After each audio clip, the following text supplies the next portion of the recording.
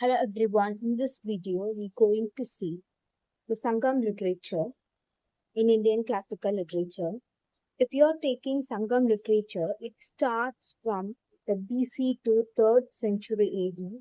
It starts in the geographical region known as the south region of Krishna and Tungabhadra river, where in these places we easily saw the Sangam period and the element of Sangam literature.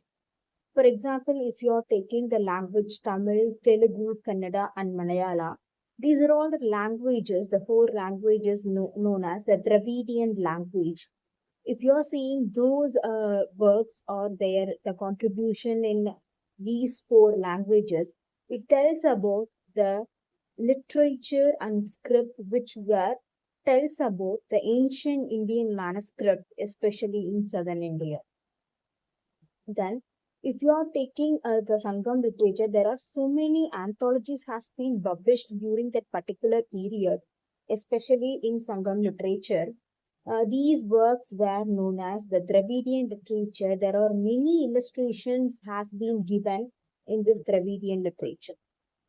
If you are taking the language Tamil, which is considered as one of the classical language, it has the huge amount of the literary works.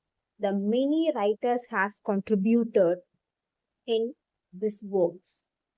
For example, if you are taking Silapadikaram, Manimekalai, Valayavadi, Pindalakesi, and these are all the very famous Tamil literature books and which is known as the epics of Tamil literature.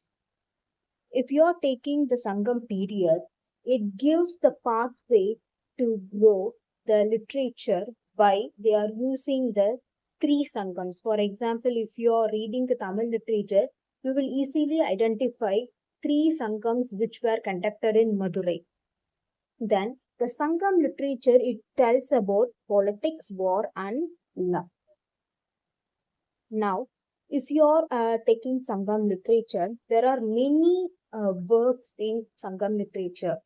Especially, we should learn Ettuttogai, Pattupaattu and Tolkappiyam. If you are taking Tolkappiyam, which is considered as the first grammar book in Tamil literature, then if you are already heard about Thiruvalluvar, who is a very famous writer in Sangam literature, his famous book Tirukkural, which is the most famous one and translated into many languages as across the world. It touches on many phases of life and religion. Now, the Ilango Vadigal, who is one of the famous writer, he has penned this book named Silapadikaram, and Sitalai Satanar, whose famous works is Manimekalai. These two sages contributed their literature to Sangam literature. Additionally, if you are looking into Sangam literature, you have the insight information on society and politics. Now, what are all the important literary works? If you are taking the Sangam literature, it is mostly based on the Vedas and epics.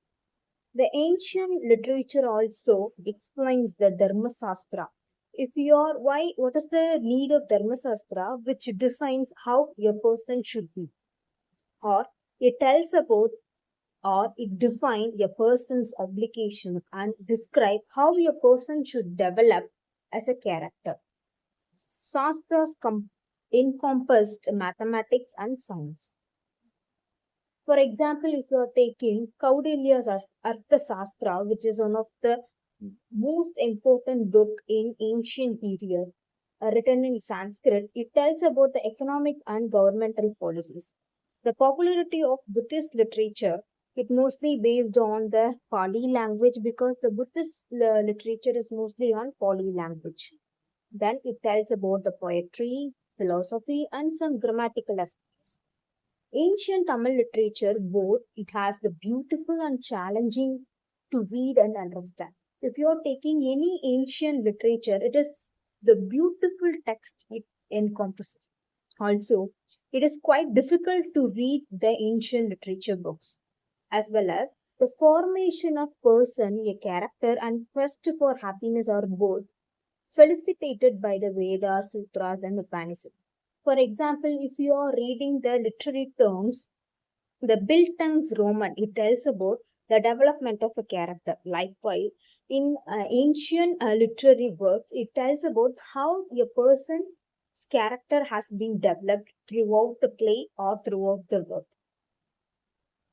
Then, the primary subject of old Sanskrit poem is mostly based on love, nature, panegyric, which means the art of speaking, moralizing, and narrative. The ancient poets spoke passionately of physical love, which means the love making. When it comes to love, we saw the nature in connection to man rather than for its own sake. The Sanskrit Kavya reaches the level of quality, perfection, unmatched in Kalidasa's literature. Thank you.